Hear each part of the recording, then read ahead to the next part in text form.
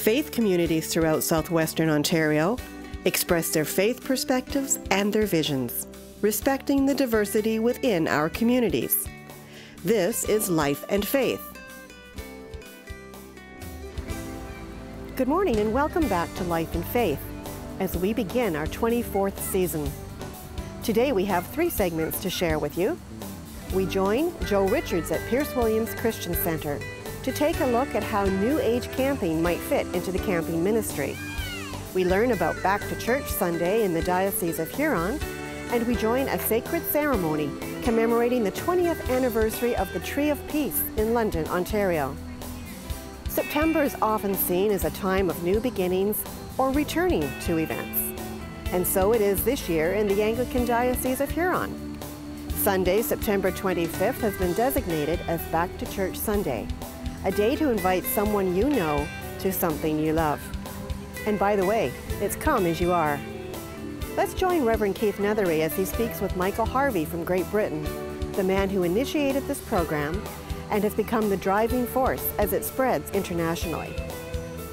It's good to have you with us today, and we look forward to what you have to share. And I can only say that if this guy can't get you excited, nobody will. Michael? Several years ago, a gentleman by the name of Michael Harvey came up with an idea for something called Back to Church Sunday. And it has somewhat exploded, beginning first in England, but has carried right around the world. And now it's coming to the Anglican Diocese of Huron in September. And wouldn't you know it, Michael Harvey is our guest this morning on Life and Faith. Michael, I guess the first place to start is, what is Back to Church Sunday? Well, it's very interesting actually. Kind of when we thought about Back to Church Sunday to start off with, we thought about bringing people back who were lapsed on a special invitation Sunday.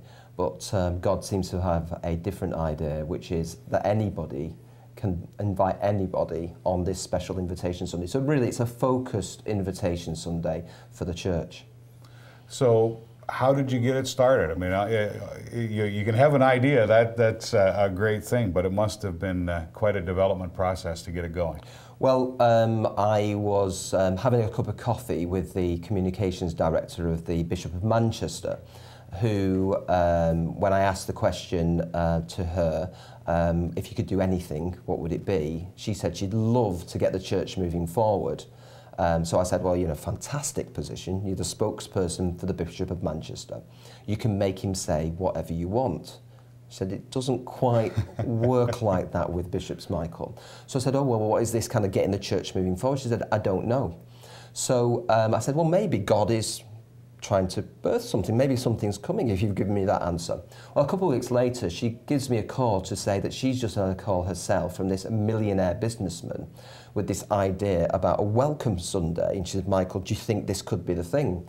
So I said, well, when was the last time you got a phone call from a millionaire businessman? Maybe that could be the thing. By the way, there's never been any money in it, but sometimes God has to give very big clues. So that's how it started, just with this idea about a welcome Sunday. So how is it fanned out?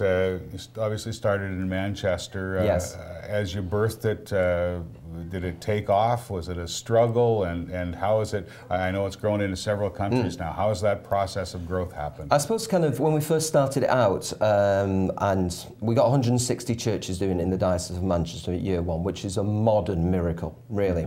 And when the churches kind of came back to us to tell us what had actually kind of happened, the 80 came back out, the 160, and said that 2,000 guests had accepted an invitation.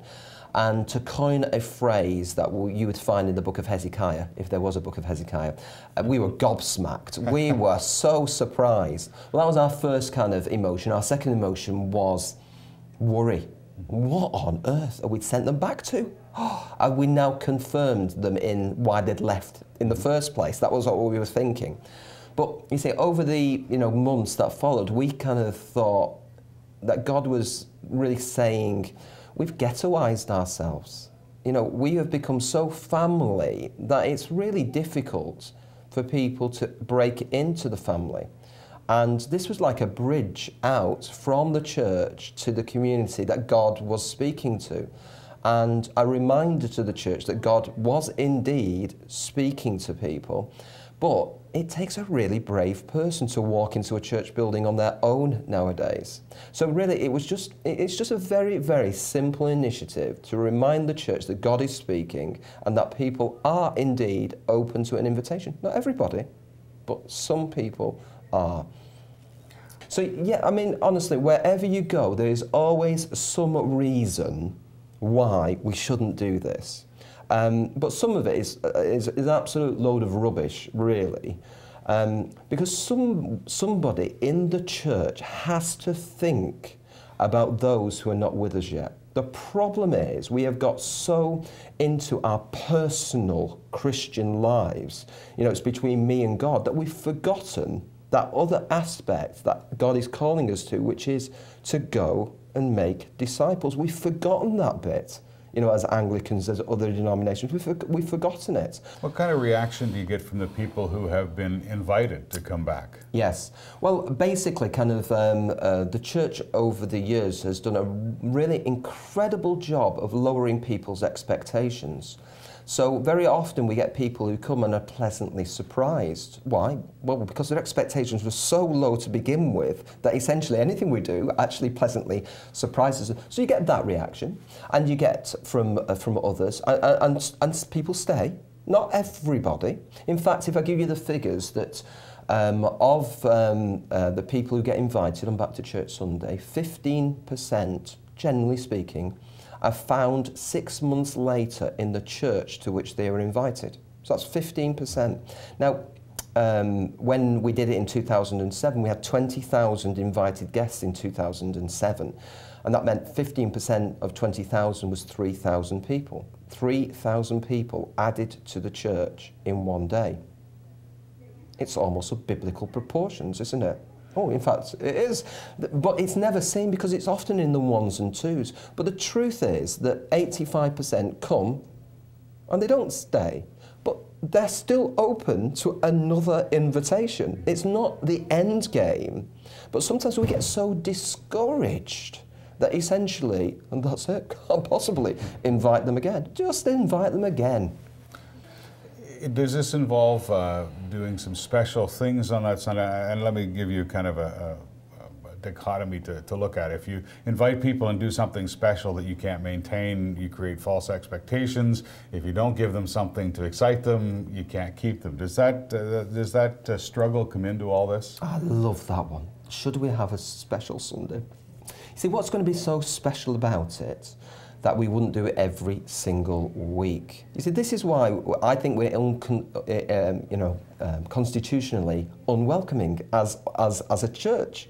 That actually we have to have a special Sunday to actually invite. We can't possibly invite on an ordinary Sunday. Oh, no, can't do that. My job, frankly, is to get rid of Back to Church Sunday. Here I am, kind of one of the founders of Back to Church Sunday. I'm saying to you, we want to get rid of it. Why? Because actually it's about mobilising invitation across apparently there's 51 other weeks in the year that we could possibly do this. But the truth is, Back to Church Sunday begs the question, back to what? Now, I think that we think that church is the act of worship, which is why I do get this question, should we have a special service? We have contained church to the 10:30 while the 11:30 bit on a Sunday. Can I just say, what a load of rubbish. Absolute nonsense. Yeah, if you look at the notice board of every church, it's got services 8 a.m. and 10 o'clock. It just says what it is we've kind of contained it to, as long as we keep the legal act of worship going. Let me define what I believe church is. I think it's the gathered people of God in community, with an act of worship, definitely, but in fellowship together, in mission together, and being discipled, having their full potential brought out. But I think we've lost it. I think we've lost the plot, and all it is about is a bums on seats exercise. Pathetic. Instead, we need to focus on the whole building of community. Indeed, and to remind ourselves that actually in community We can have fellowship together. We can have our potential discovered. I just think we're too busy at the moment to really concentrate in those areas because we're just busy doing our acts of worship. So there you go. One of these days you may well get an invitation, or perhaps you'll be asked to extend an invitation, not just for a special Sunday, but to come into the community of the church. Our thanks to Michael Harvey, who has explained very well the whole concept of Back to Church Sunday. For Life and Faith, this is Reverend Keith Nethery.